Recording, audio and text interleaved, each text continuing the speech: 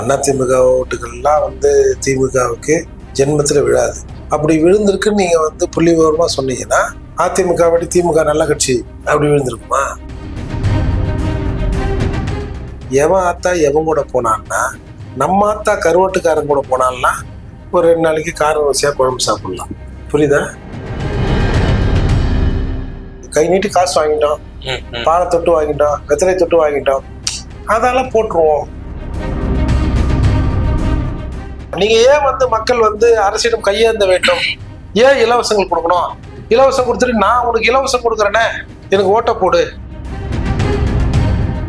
ஒரு தவறை செய்வதற்கு கூட ஒரு சரியான நபர்களை என் தலைவர் ஸ்டாலின் அவர்கள் கையில வச்சிடல. சதிகாரன் கருணாநிதினு இருந்தது, அதுல சண்டாளன் கருணாநிதினு இவர் சேர்த்துட்டாரு. அட உன் வாயில சாணியை கரைச்சி ஊத்த. அதிமுக சரியில்லைன்னு தான் உன்னை ஏற்றி வச்சிருக்கோம். நீங்க வந்து யாரா இருந்தாலும் ஆளுங்கட்சியோட இருக்கிறவங்க கூட்டணி கட்சிக்காக முட்டு கொடுங்க. எப்பயுமே முட்டி போட்டே இருக்கிறாதீங்க. போட்டு சொல்லிட்டு போங்க சார். நீங்க நாங்க ஆண்மக, நாங்க வீரமானவர்கள், ஆனால் எங்களை கட்டுப்படுத்துக்கலாம் சொல்லாத. உனக்கு கிளம்பலன்னு சொல்லு.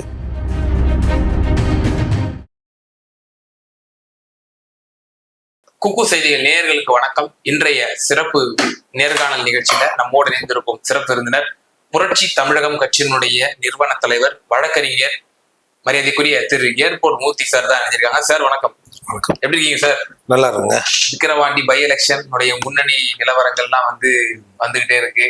கிட்டத்தட்ட இப்பவே பார்க்கிறோம் 95,000 வாக்குகள் வந்து திராவிட முன்னேற்ற கழகத்தினுடைய வேட்பாளர் பெற்றிருக்கிறாரு. 2ஆம் இடத்துல பாட்டாளி மக்கள் கட்சி 41,000 வாக்குகள். வாக்கு வித்தியாசங்கள் கிட்டத்தட்ட 54,000 வாக்குகள். நாம் தமிழர் கட்சியினுடைய அபிநயா அவர்களுக்கு கிட்டத்தட்ட 7,000 சில்லற வாக்குகள் தான் கிடைச்சிருக்கிறத பாக்குறோம். அதிமுகவினுடைய கணிசமான வாக்குகள் திராவிட முன்னேற்ற கழகத்திற்கு டிரான்ஸ்ஃபார்ம் ஆயிருக்கிற மாதிரி தான் தெரியுது இந்த காலத்தை பார்க்கும்போது. சொல்றீங்க அந்த ஊரே விக்கிரவண்டி இல்ல? விக்கிரண்டி ஓட்ட வித்துறாங்க உங்களுக்கு எல்லாம் காசுக்கு. வேற என்ன சொல்றது? இதுல அதிமுக ஓட்டுகள்லாம் வந்து திமுகவுக்கு ஜென்மத்துல விழாது. அப்படி விழுந்திருக்குன்னு நீங்க வந்து புள்ளி விவரமா சொன்னீங்கன்னா எப்படி விழுந்திருக்கோம்? அதிமுக படி திமுக நல்ல கட்சி அப்படி விழுந்திருக்குமா? காசுக்காக வித்திருப்பாங்க. சரி சரி, இடைக்காலமா ஏதோ ஒரு 500,000 ஒரு ஓட்டுக்கு ஏதோ அவ்வளவு 5,000 10,000 தவிதெல்லாம் சொல்றாங்க இல்லையா? அதுல ஏதாவது நடந்திருக்கலாம். இப்ப நம்ம பார்க்கிறோம் அதிமுகவோட வாக்குகள் பாட்டாளி மக்கள் கட்சிக்கு போற்ற வேணாம்னு சொல்லி தங்களுடைய நிர்வாகிகளுக்கு அறிவுறுத்தியதாகலாம் செய்திகள் வந்துச்சு. அதிகாரப்பூர்வமா எடப்பாடியார் அவர்கள் சொன்னதாக நம்ம பார்க்க முடியல. ஆனா நாம் தமிழர் கட்சிக்கு அந்த வாக்குகள் போவதற்கான வாய்ப்புகள் அதிகமா இருக்கு அப்படின்னு கூட பேசப்பட்டுச்சு. குறிப்பா அவருடைய உண்ணாவிரதம், இந்த அரசுக்கு எதிரான இந்த உண்ணாவிரதத்துக்கு தங்களுடைய நிர்வாகிகளை அனுப்பி வச்சு அதுக்கு ஆதரவுலாம் தெரிவிச்சிருந்தாங்க. எடப்பாடியாரும் சீமான் அவர்களும் இந்த கள்ளச்சாராய மரணங்களுக்கு கொடுக்கப்பட்ட அந்த அறிக்கையை கூட ரெண்டுமே ஓரளவு ஒத்து போன மாதிரி இருந்துச்சு. சோ இதெல்லாம் வச்சு பார்க்கும்போது அதிமுகவுடைய வாக்காளர்கள் தொண்டர்கள்லாம் நாம் தமிழருக்கு ஓட்டு போடுவாங்க. இன்னும் நேற்றைய தினம் நிர்வாகிகளோட கூட்டத்தில் கூட நிர்வாகிகள் கலந்து ஆலோசித்ததாகவும் நமக்கு தகவல் வந்துச்சு. வருங்காலத்தில் 2026 நம்ம சீமான் அவங்களை நம்ம கூட்டணி வைக்கணும், அவங்களை எப்படியாவது நம்ம கூட்டணிக்குள்ள நம்ம வர வைக்கணும் அப்படின்னு கூட கலந்துரையாடியதாக நேற்று தினம் செய்திகள்லாம் நான் பார்த்தோம். ஆனா அது எதுவும் டிரான்ஸ்ஃபார்ம் ஆன மாதிரி தெரியுது சார். லாஸ்ட் டைம் உங்களுக்கு திமுக வாங்கின ஓட்டே 93,000 நினைக்கிறேன். 93,000 சில்லற ஏதோ. அதிமுக 84,000. இப்ப திமுகவும் அதிமுக ஓட்டு வித்தியாசமே 6,000 7,000 அந்த மாதிரி தான் சொன்னாங்க. 9,000 வாக்குகள். ஆமா 9,000. 2024 நாடாளுமன்ற தேர்தலின் பொழுது 6,000 வாக்குகள் வித்தியாசம். அது இன்னொரு விஷயமும் பார்க்கணும். அந்த 2 விழுப்புரம் தொகுதியில ரவிக்குமார் அவர்கள் பானை சின்னத்தில் இருந்தார். இல்ல இப்ப நீங்க சட்டமன்றத்தை 93, இப்ப 84. அப்புறம் வித்தியாசம் 9,000 சொன்னாங்க. இப்போ இப்போ நிலவரப்படியே 95,000 சில்லறைக்கு மேல திமுக வாங்கிட்டாங்க. அதால நான் இந்த தேர்தல் ஓட்டுக்கும் இப்ப நான் சொல்ற பழமொழிக்கும் சம்பந்தம் இல்லை. அதால 2த்தையும் லிங்க் பண்ணாதீங்க. என்ன எவன் கூட போனான்னா அப்படின்னு ஒரு பழமொழிக்குதுங்க. எவன் ஆத்தா எவன் கூட போனான்னா, நம்ம ஆத்தா கருவாட்டுக்காரன் கூட போனான்னா ஒரு 2 நாளைக்கு கார வரிசையா குழம்பு சாப்பிடலாம். புரியுதா? இதுக்கு இந்த உதாரணம் மனசுல பட்டது சொன்னேன். இப்ப நீங்க தேர்தலை பத்தி கேளுங்க. நாம் தமிழரோட வாக்கு சதவீதம் கூட உயரக்கூடும் அப்படிலாம் கூட சொல்லப்பட்டுச்சு. இப்ப பாக்குறோம் 7000 வாக்குகள் தான் வந்து தொட்டிருக்கிறாங்க. கடந்த முறை 8200 வாக்குகள் 2021 சட்டமன்ற தேர்தலில் பெற்றதை பாக்குறோம். எப்படி பாக்குறீங்க? இது ஒரு 10,000 வாக்குகள் மேக்சிமம் வரும்னு பாக்குறீங்களா நாம் தமிழருக்கு? நீங்க இப்போ ஒரு திமுக ஒரு கூட்டம் போடுதுன்னு வச்சுங்க. இப்ப பல கூட்டங்கள்லாம் போட்டாங்க இல்லையா, மாநாடுகள்லாம் போட்டாங்க. கூட்டம் நடந்து அது முடிகிற ஸ்டேஜ் வரப்போ அங்க இருக்கிற இந்த பனங்காய், தேங்காய், வாழை கொலை, மரத்தோட கட்டுப்பள்ளியா கொலையோட அதையெல்லாம் பிச்சு தலையில வச்சுன்னு போறதை பாக்குறோம். நம்ம கட்சி, நம்ம அதோட தொண்டர்கள் அதோட கரவேட்டி கட்டிருக்கோம், அந்த கூட்டத்துக்கு வந்திருக்கோம். இந்த மாதிரி பறிச்சு எடுக்கிற போது இங்க இருக்கிற மீடியாக்கள் வந்து அதை வந்து படம் பிடிக்கிறான். இது வெளியில போனா நம்ம கட்சிக்கு அசிங்கம். நம்ம ஒரு 20 வருஷமா இருக்கிறோம், 20 வருஷமா அந்த கட்சியில இருக்கோம், நம்ம அப்பா அந்த கட்சியில இருந்தாரு அப்படின்னு யாராவது யோசிக்கிறோமா? சென்ற மாதம் கூட மாசு அவர்கள் வந்து சென்னையில ஒரு மீட்டிங் போட்டிருந்தாரு. அப்போ 200 ரூபாய் கொடுத்து கூட்டதாக செய்திகள். ஆனா கொடுக்கலன்னு சொல்லி சேர எல்லாரும் தூக்கிட்டு போயிட்டாங்க. நீ காசு கொடுக்கல இல்லையா, அதுக்கு ஈடா நான் பொருளை எடுத்துட்டு போனாங்க. நீங்க வந்து இந்த சேலம் இளைஞர் மாநாட்டுல கூட அப்ப அந்த உப்பு பருப்பு எல்லாத்தையும் ஒரு பெரிய ஆயில் கேனை எடுத்து 10 லிட்டர் 20 லிட்டர் கேன் எடுத்து ஒரு வாட்டர் பாட்டிலையும் எல்லாரும் பங்கு போட்டுக்கிறதெல்லாம் நம்ம பார்த்தோம். அப்போ இப்போ நம்ம மக்களோட பொருளாதாரம் அப்படிதான் இருக்கு. இப்ப நீங்க ஒரு நல்ல வசதி வாய்ப்பு, ஒரு நார்மலான வசதி வாய்ப்பு உள்ளவர் ஒரு வாட்டர் கேன் எடுத்துன்னு போய் 1 லிட்டர் தண்ணியை பிடிச்சுன்னு போவோம், எண்ணெயை பிடிச்சுன்னு போவோம்னு நினைப்பாரா? கொஞ்சம் தன்மானம் வந்து கொஞ்சம் தடுக்கும்ல. இப்ப நீங்க நம்ம சவுக்கு சங்கருக்கு எதிராக ஆர்ப்பாட்டம் பண்ணாங்க, அந்த தொடப்பம் அதெல்லாம் வச்சு பண்ணாங்கல்ல. அப்போ அந்த ஸ்பாட்ல தொடப்பம் கொடுத்துட்டு வராங்கன்னு வச்சுங்களேன். அந்த தொடப்பம் இன்னைக்கு என்ன, ஒரு தென்னை தொடப்பம் ஒரு 25 ரூபாய் 50 ரூபாய்க்குள்ள இருக்கும்னு நினைக்கிறேன். சரியா விலை தெரியல, 50 ரூபாய்க்குள்ள இருக்கலாம். ஏன்னா அப்பெல்லாம் 20 ரூபாய் 25 ரூபாய் இருந்தது. இப்போ ஒரு 50 ரூபாய் இருக்கலாம்னு வச்சுங்க. அந்த ஆர்ப்பாட்டம் பண்ணிட்டு அந்த தொடப்பத்தை அங்க போட்டு போயிடாத, அந்த தொடப்பத்தையும் வீட்டுக்கு எடுத்துன்னு போறாங்க. அப்ப ஜனங்க என்ன நினைக்கிறாங்க, வந்தவன் 50 ரூபாய் இல்ல காசு, ஏன்னா இந்த 50 ரூபாய்க்கு இந்த தொடப்பத்தை நம்ம எடுத்துட்டு போறோம், நம்மள படம் முடிக்கிறோம். இந்த தொடப்பத்தை நம்ம வந்து ஊர் வரைக்கும் அது இறக்கி விட்டா கூட அங்கிருந்து ஒரு பஸ்லயோ இல்ல எதுலயோ வீட்டுக்குள்ள தெருக்குள்ள போறோம், அந்த தொடப்பத்தோட நம்ம போவோமேன்ற எண்ணம், அந்த கூச்சம் இல்லைல்ல. இப்ப ஒருத்தர் எடுத்துட்டு போனா பிரச்சனை இல்லை. இப்போ ஒரு ஊர்ல இருந்து ஒரு 10 பேர் வந்திருக்காங்கன்னு வச்சுக்கலாம் ஆர்ப்பாட்டத்துக்கு, ஆளுக்கு ஒரு தொடப்பத்தை எடுத்து போனா எல்லாரும் பார்ப்பாங்க, கடையில வாங்கல போல எங்கேயோ எடுத்துன்னு வராங்க போலகுது அப்படின்னு அந்த பார்வை வரும்ல. அதை கூட வந்து பார்த்து போறா, நம்ம கஷ்டம் நமக்கு தெரியும், ஒரு தொடப்பம் வாங்குறதுக்கு நம்ம எவ்வளவு கஷ்டப்படுவோம் அப்படின்ற மனநிலையோடு, அப்படின்ற மக்கள் நிலையோடு நீங்க இந்த இடைத்தேர்தலை ஒப்பிடுங்க. அப்போ ஒரு ஓட்டுக்கு ஒரு 5000 மூக்குத்தி கொடுத்தாங்கன்றாங்க. 1 கிராம் மூக்குத்தி கூட இன்னைக்கு கிட்டத்தட்ட 5000 6000 ரூபாய்க்கு வந்துடுது. அப்ப நிறைய காசு கொடுத்தாங்க. ஏற்கனவே வந்து திருமங்கலம் ஃபார்முலா, அப்புறம் ஈரோடு பட்டி ஃபார்முலா, இந்த மாதிரி பல ஃபார்முலாக்களை பார்த்தவர்கள் அதை விட திறம்பட தான் இன்னைக்கு ஏதாவது செஞ்சிருப்பாங்க. என்னையா அங்கேயும் இதைதான் கொடுத்தீங்க அப்படி கேட்டா என்ன ஆகுதுன்னு கொஞ்சம் வேகமா பல விஷயங்களை செஞ்சிருப்பாங்க இல்லையா. அதன் விளைவாக இன்றைக்கு வந்து மக்கள் வந்து ஓட்டை போடலாம். பெரும்பாலான இடங்கள்ல அந்த பாலை வச்சு காசு கொடுப்பாங்க, சாமி படத்தை வச்சு காசு கொடுப்பாங்க, வெத்தலை பாக்க வச்சு சத்தியம் வாங்கின்னு காசு கொடுப்பாங்க. அப்ப இவங்க என்ன நினைப்பாங்க, ஏழை ஜனங்க, ஐயோ வந்து நம்ம வந்து கை நீட்டி காசு வாங்கிட்டோம், பாலை தொட்டு வாங்கிட்டோம், வெத்தலை தொட்டு வாங்கிட்டோம், அதெல்லாம் போட்டுருவோம் அப்படின்ற மாதிரிதான் இந்த வாக்குகள்லாம் விழுந்திருக்கும். அப்படிதான் நான் பாக்குறேன். அதோட மக்களோட இந்த ஏழ்மை நிலையை பயன்படுத்தி இந்த வாக்குகளை யாரோ வாங்கி இருக்கிறார்கள், வாங்கப்பட்ட வாக்குகள் அப்படின்னு சொல்லுவாங்க. ஆமா, வேற ஒண்ணு பிரச்சாரத்தின் போது கூட டாக்டர் ஐயா அவர்கள் ஒரு விஷயத்தை குறிப்பிட்டிருந்தாரு. இந்த இடைத்தேர்தலில் பாட்டாளி மக்கள் கட்சி வெற்றி பெற்றால்தான் ஜனநாயகம் வந்து உயிர்ப்புடன் இருக்கிறது அப்படின்ற. சார் நீங்க என்னன்னா சொல்லுங்க சார், வெற்றி பெற்றா ஜனநாயகத்துக்கு நீங்க சார் நம்ம என்ன வேணாலும் பேசலாம் சார். பசி முக்கியமா சித்தாந்தம் முக்கியமானா நான் சொல்லுவேன் சித்தாந்தம் முக்கியம்னு. சித்தாந்தத்தில் வளர்ந்தவர்கள் இல்ல சித்தாந்தத்தை பத்தி அறிந்தவர்கள், சித்தாந்தத்தை உணர்ந்தவர்கள் அதை பேசுவாங்க சார். சாதாரண ஏழை மக்கள் நிலையில இருந்து பாருங்க, அவங்களுக்கு வந்து பசிதான். இப்ப நம்ம போயினே இருக்கிறோம், ஒரு திமுக கூடி வச்சு ஒருத்தன் பிரியாணி கொடுக்குறான்னு வச்சுங்க, நாங்களாம் திமுகவுக்கு எதிரானவங்க, இல்ல அதிமுக கொடுக்குது நாங்களாம் அதிமுகவுக்கு எதிரானவங்க அப்படின்னு பார்த்து ஒரு 100 பேர் போறனால ஒருத்தர் 2 பேர் ஒன்றா போகலாம் சார்.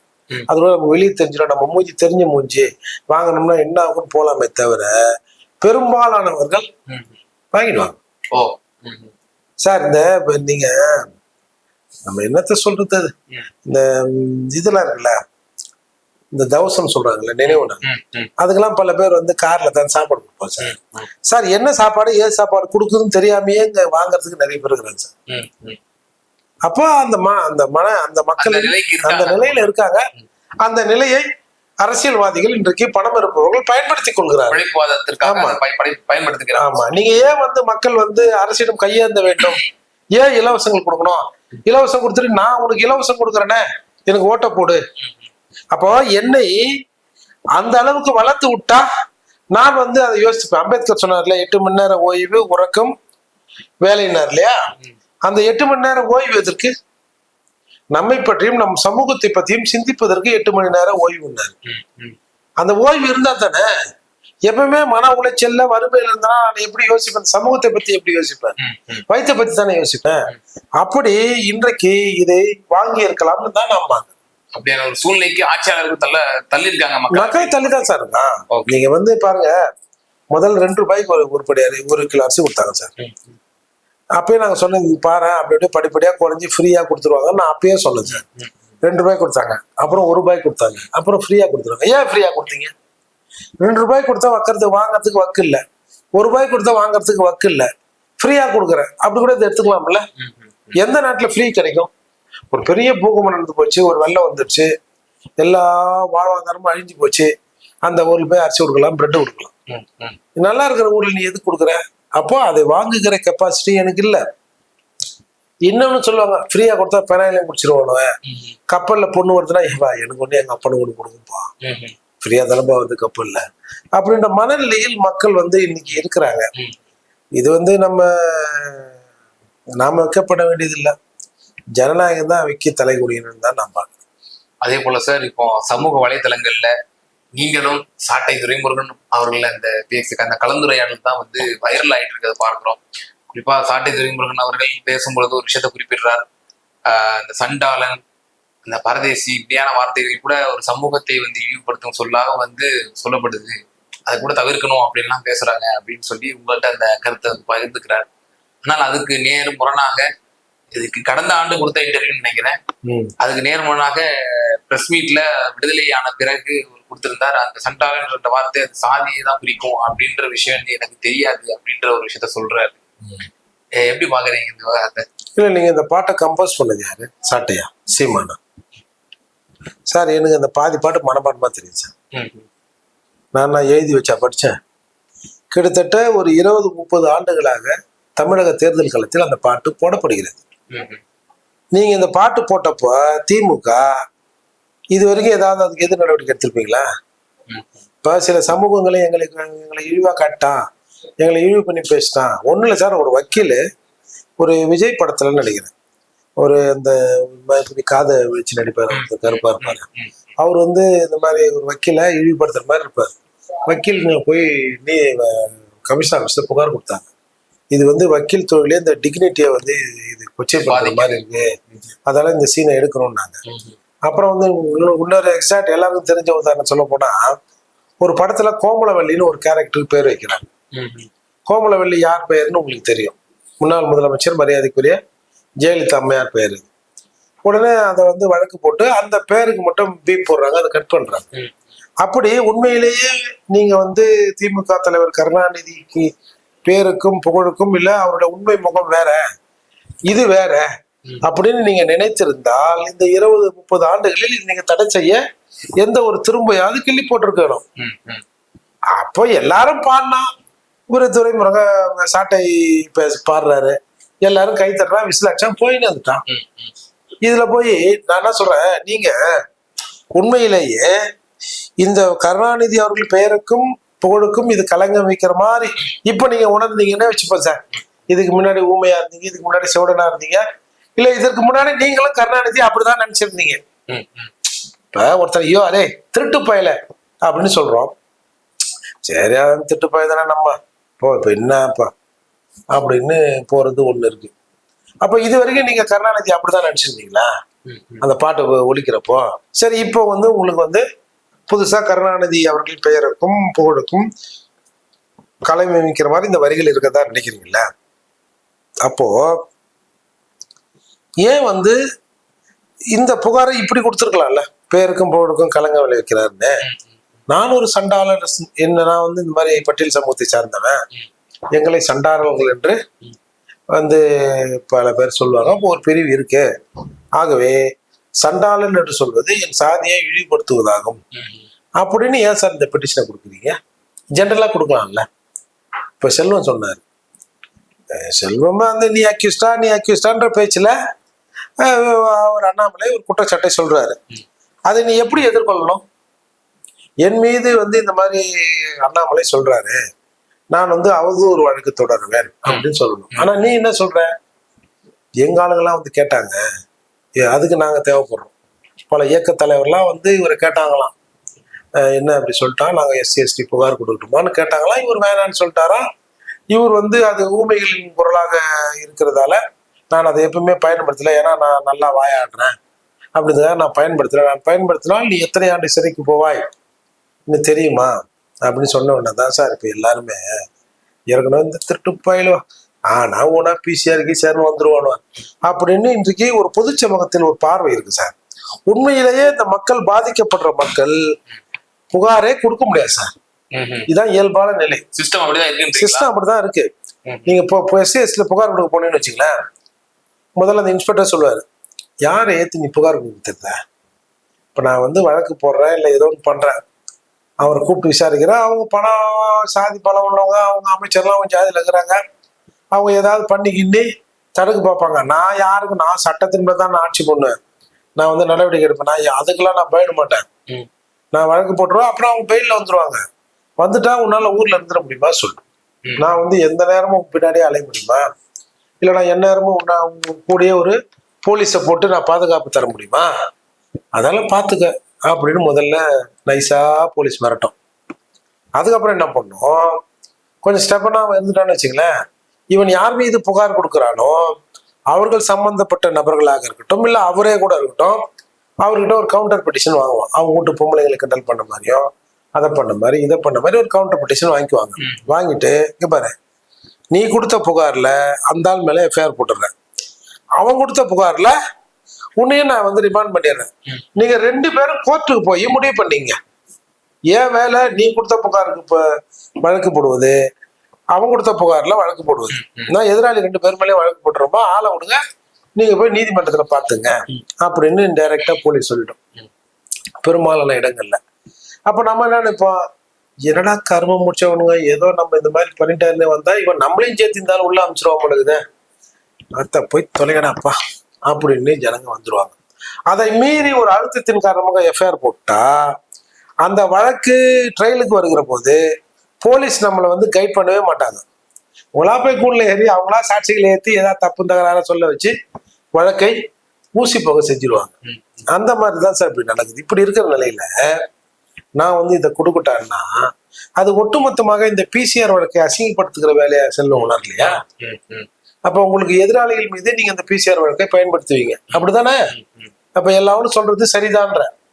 இப்ப வேங்கை வயல்ல வந்து நாங்க பீத்தண்ணியை குடிச்சிட்டோம், ஏதோ நீ சொல்ற மாதிரி உன் சாதியில தானே இருக்காங்க அவங்க அந்த ஊருக்காரங்க, என்ன என்ன என்ன ஒரு அளவுக்கு நீ என்ன பண்ண சொல்லு? காங்கிரஸ் கட்சி என்ன பண்ணுச்சு? செல்வன் நமக்கு நண்பர் தான். ஆனா இதுக்கு இது தீர்வு இல்லை சார். அண்ணாமலைக்கும் உனக்கும் 1000 சண்டைக்குதா, நீ நேரடியாக கிடப்ப அண்ணாமலை அடி, அண்ணாமலை தடுக்கட்டும் இல்லை அவர் திருப்பி அடிக்கட்டும், மோதிங்க.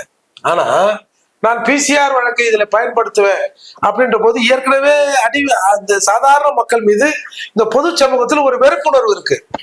இவனால இந்த பயணம் இது தயார் பண்ணுவானுவா அப்படின்னு அதை மேலும் வந்து உறுதிப்படுத்துற விதமா தானே செல்வம் சொல்றதான் நான் பாக்குறேன். ஓஹோ, அதே போல சார் இப்ப நீங்க அந்த இன்டர்வியூலயே கூட அந்த பாட்டுக்கு வந்துடுறேன். அந்த பாட்டுக்கு தான் அந்த பாட்டு தான் அந்த பாட்டுலயே கூட நீங்க அந்த உங்கள் முன்னிலையில சாட்டை துரைமுருகன் அவர்கள் இந்த வார்த்தைகளை உபயோகப்படுத்தி அதுக்கு விளக்கமும் கொடுத்தாரு. ஆனா நம்ம பார்க்கிறோம் அந்த வார்த்தை உபயோகம் என்பது சமூகத்துல அது ஒரு சாதிய ரீதியிலான ஒரு அட்டாக்கா தான் பார்க்கப்படுதா, அப்படி இல்ல ஒரு சாதாரணமா ஒரு திட்டுற வார்த்தையா பார்க்கப்படுதா ஒரு கேள்வி இருக்கு. ஏன்னா ஏன் இந்த கேள்வி முன்வைக்கிறேன் அப்படின்னா, கலைஞர் கருணாநிதி அவர்களே தான் உயிரோட இருக்கும் பொழுது அந்த மாதிரியான அந்த வார்த்தைகளை வச்சு விமர்சனம் பண்ணியிருக்காரு. பல ட்வீட்டுகளையும் வந்து வைரல் ஆயிட்டு இருக்கிறத பார்க்கிறோம். சார் இப்போ பறையர்ல வந்து பல பிரிவு இருக்கு சார்.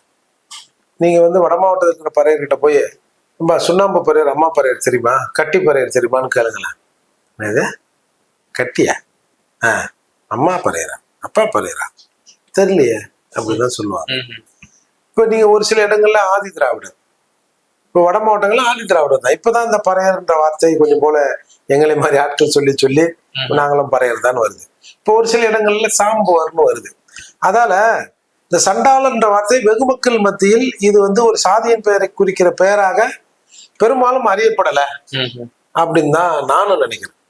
இப்ப நீங்க பழைய காலத்து படங்கள்ல கூட கிராதகா, சண்டாளா அப்படின்னு வசனங்கள்லாம் நீங்க பல வசனங்களை பார்த்திருப்பீங்க. ஆமா, பார்த்திருப்போம். ஏன்னா இப்போ இவ்வளவு அக்கறைக்கிறவன் உங்க தலைவர் ஒரு கதை வசன கருத்தர் தானே. அவர் அந்த அந்த மாதிரியான வசனங்கள் அப்ப வருகிற போது அப்பெல்லாம் நீங்க தடுத்திருக்கணும்ல. அதால இது வந்து சார், நான் அடிக்கடி சொல்லுவேன் சார், ஒரு தவறை செய்வதற்கு கூட ஒரு சரியான நபர்களை என் தலைவர் ஸ்டாலின் அவர்கள் கையில வச்சிடல அப்படின்னு தான் நான் பாக்குறேன்.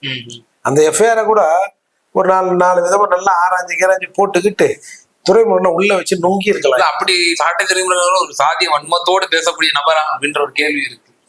இல்ல, இந்துல வந்து சாதிய வன்மத்தோட அவர் பேசல.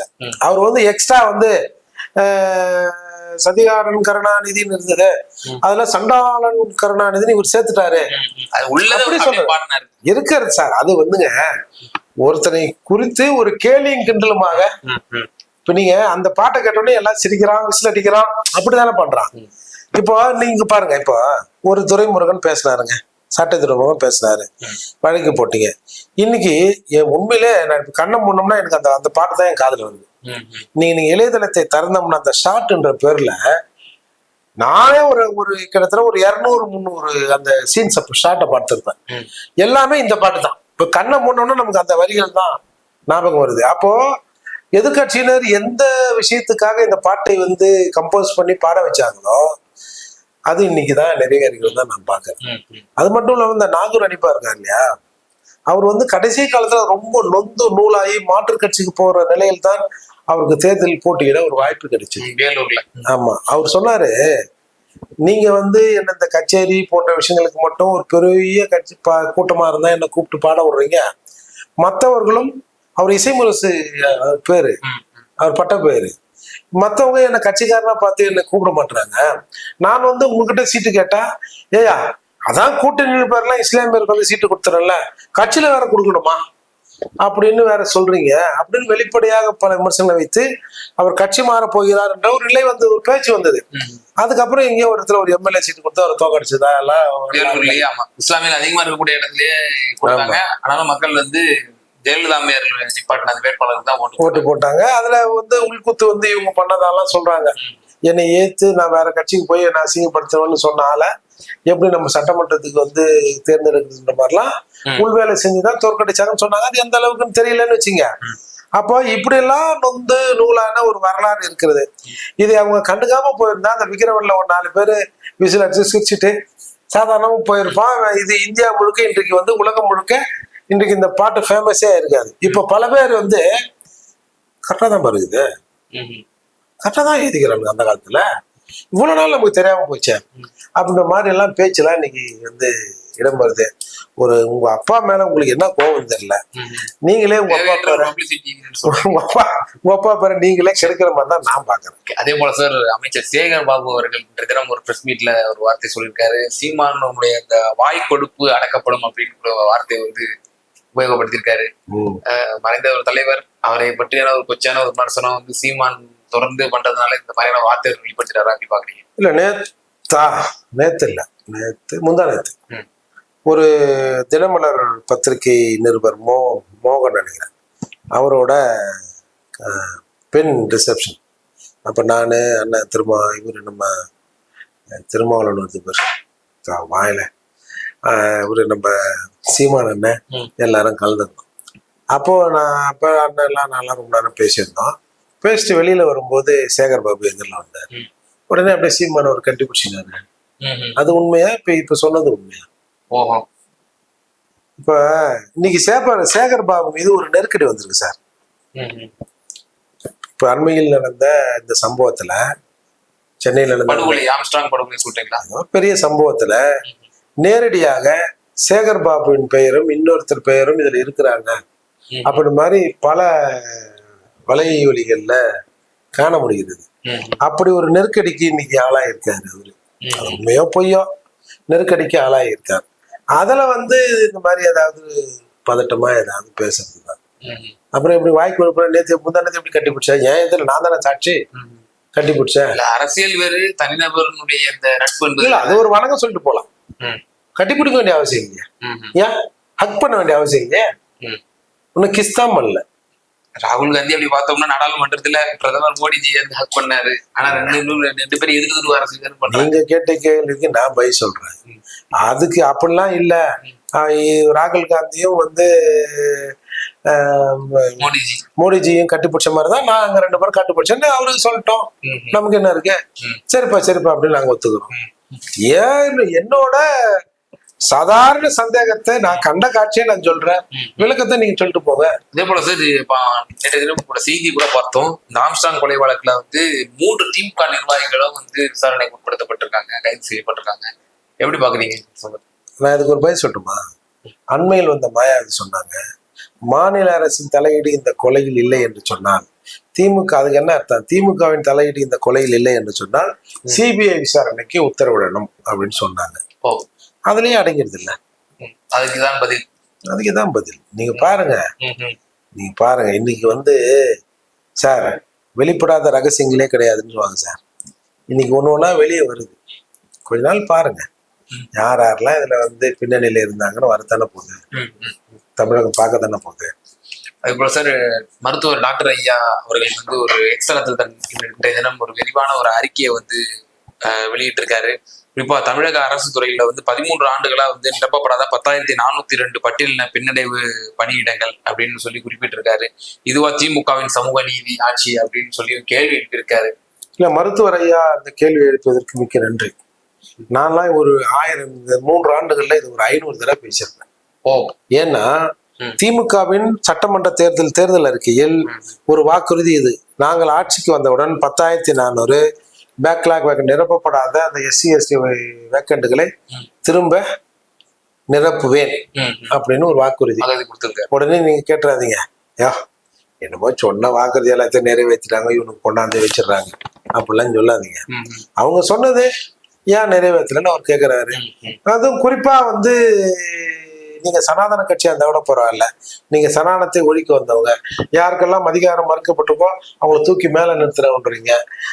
சமூக வளர்ச்சியோடு சேர்ந்த பொருளாதார வளர்ச்சி தான் திராவிட மாடல் அப்படின்லாம் சொல்றீங்கல்ல. ஏமா உங்க திராவிட மாடல்ல இதெல்லாம் வராதாப்பான்னு அவர் கேட்கிறாரு. நியாயமான கேள்விதான். ஏன்னா அதை விட இதே கேள்வியை விசிகாவுடைய ஒரு சகோதரர் தொடர்ந்து ஒரு விவாதத்துல இருந்தாரு. அப்போ அந்த கேள்வி முன்வைக்கும் பொழுது இது நாங்களும் இதுக்கு திமுகவுக்கு நாங்க அழுத்தம் கொடுப்போம், இது நியாயமான ஒரு கேள்விதான். ஆனால் இந்த பணியிடங்கள் அதிமுக ஆட்சி காலத்துல இருக்கதால செஞ்சிருக்கு அப்படின்ற ஒரு விஷயத்த சொல்றாரு. அட உன் வாயில சாணிய கரைச்சி ஊத்த, அதிமுக சரியில்லைன்னு உன்னை ஏற்றி வச்சிருக்கோம். அதுக்காக அவங்க பண்ணாங்க. இப்போ தேர்தல் அறிக்கையில அதிமுக சொல்லிச்சா, நாங்க இதுவரை நிரப்பப்படாத இந்த காலி பணியிடங்களை நிரப்பாமல் விட்டு விட்டோம், எங்களை மன்னித்து விடுங்கள், இந்த தடவை நாங்கள் ஆட்சிக்கு வந்தவுடன் நாங்கள் அதை நிறைவேற்றுவோம் அதிமுக தேர்தல் அறிக்கையில் இருக்கா? உன் தேர்தல் அறிக்கையில இருக்கு, ஏயா நீ பண்ணலன்னு கேட்கிறான். அதுக்கு அவங்க பண்ணலன்னா அவங்க பண்ணலன்றதாலதான் நீ அதில் போடுற. 3 ஆண்டு தான் ஆயிருக்கு, படிப்படியா அதுக்குண்டான நடவடிக்கைகள். சரி, இந்த 10,400 படியில ஒரு 300 படி போட்டியா? இந்த 10,400 அப்படியே தானே இருக்கு. அதான் நான் சொல்றேன், டேய் முட்டு கொடுங்க, ஒன்றும் பிரச்சனை இல்லை. நீங்க யாரா இருந்தாலும் ஆளுங்கட்சியோட இருக்கிறவங்க கூட்டணி கட்சிக்காக முட்டு கொடுங்க.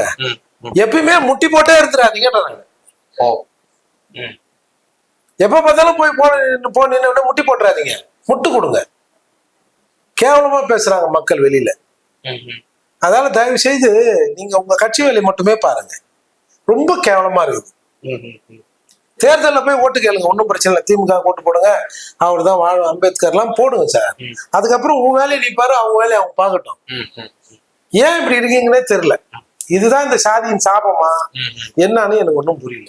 அதே போல சார் நிறைவான ஒரே ஒரு கேள்வி, கர்நாடக அணைகள்ல இருந்து தமிழகத்திற்கு காவிரியில வந்து நாள் ஒன்றுக்கு வந்து 1 TMC தண்ணீர் வந்து ஜூலை 31 வரை தண்ணீர் திறந்து விட காவிரி ஒழுங்காற்று குழுவினுடைய உத்தரவை வந்து கர்நாடக அரசு மதிக்காம நாங்க செய்ய மாட்டோம் அப்படின்ற ஒரு விஷயத்த வந்து சித்தராமையா வந்து முன் வச்சிருக்காரு. இதற்கு செல்வ தந்தை அவர்கள் இதற்கு நான் கண்டனம் தெரிவிக்க விரும்புகிறேன் அப்படின்ற ஒரு விஷயத்தையும் சொல்லி, ஐயோ இவரு கண்டனம் தெரிவிக்க விரும்பின உடனே அவர் என்ன பண்ணிட்டாரு, ஐயோ அவரே விரும்புறாரா, அப்பா எனக்கு அது ரொம்ப மன உளைச்சல் ஏற்படுத்துறேன்னு சித்தராமையா சொல்லிட்டாரா? என்னடா கதை விடுறீங்க? என்னதான் நாங்களும் எவ்வளவுதான், எங்க அண்ணன் செல்வம் அண்ணன், எங்க ஜாதிக்காரன் நாங்களும் எவ்வளவுதான் போறது, அதுக்கு நீ வந்து கண்டனம் தெரிவிக்காம விட்டுலாம்ல, நீ விருப்பப்படாம விட்டுலாம்ல, என்னதான் இது? பாத்தீங்களா சார், ஜனநாயகம் இருக்கு. தமிழக காங்கிரஸ் கமிட்டி கர்நாடக காங்கிரஸ் கமிட்டியை வந்து விமர்சனம் பண்ணுது, அந்த அரசு தங்களுடைய அரசையே வந்து விமர்சனம் பண்றாங்க. அரசு எல்லாம் முக்கியம் இல்ல, தமிழ்நாடு மக்கள் நாள் முக்கியமா இல்லையா? என்ன விடுதலை சிறுத்தை சொல்ற மாதிரி நீங்களும் சொல்றீங்க, இங்க வந்து நாங்க தண்ணி கட்டு போராடுவோம், இங்க ஊர் விடுதலை சிறுத்தை, அந்த ஊர் விடுதலை சிறுத்தை தண்ணி கொடுக்க மாட்டாங்கன்னு போராடுவாங்க, அப்படி இல்ல மாதிரி இருக்குது. இங்க இருக்கிற காங்கிரஸ் தண்ணி அந்த இதுல தண்ணி வரணும்னு விருப்பப்படும், அந்த காங்கிரஸ் நாங்கெல்லாம் அதை காட்ட மாட்டோம், தண்ணியை விட மாட்டோம் அப்படின்னு சொல்லுன்ற மாதிரிலாம் இருக்குது. டேய் அதாவதுங்க, நான் என்ன சொல்லுவேன், உங்க மேலாம் தப்பு இல்லைங்க, தப்பு எங்க மேல இருக்கு. இருசாதி மக்களாக, அதாவது நினைவில் பிறண்ட மக்களாக தமிழக மக்கள் இருக்கிறோம். அதாவது பெருங்க பிரச்சனை. நீ வந்து நீங்க ஒண்ணுமே இல்லை. இப்ப கூட நீங்க கர்நாடகாவில் ஒரு பிரச்சனை வந்து தமிழர்கள் அங்க தாக்கப்பட்டோமே, இங்க டாஸ்மார்க்ல போய் நின்றுங்க சரக்கு போட்டு தான் இருப்போம். அங்க தமிழக லாரிகள்லாம் வந்து போக்குவரத்துலாம் வந்து மடக்கி அடிக்கப்பட்டது. இங்க என்ன பண்ணோம், தமிழக அரசு இங்க இருக்கிற கர்நாடக நிறுவனங்களுக்கு பாதுகாப்பு கொடுத்தது.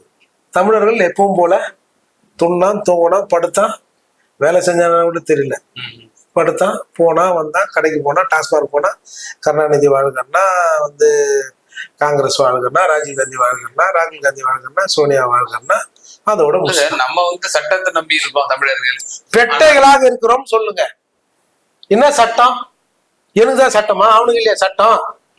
அவன் வந்து தமிழர்களை தாக்கினான், தமிழக அவங்க சட்டத்தை கையில எடுக்கிறாங்க அப்படின்னு சொன்னா அது ஒரு பின்மாதிரி தான் போட்டு சொல்லிட்டு போங்க சார். நீங்க நாங்க ஆண்மக, நாங்க வீரமானவர்கள், ஆனால் எங்களை கட்டுப்படுத்துக்கலாம் சொல்லாத, உனக்கு கிளம்பலன்னு சொல்லு. அந்த எண்ணம் உனக்கு கிளம்பல. நீலாம் வந்து தமிழனாவே இங்க வளர்க்கப்படல, நீலாம் கூட்டி கொடுக்குறவன்டா தமிழெல்லாம். போதுமா?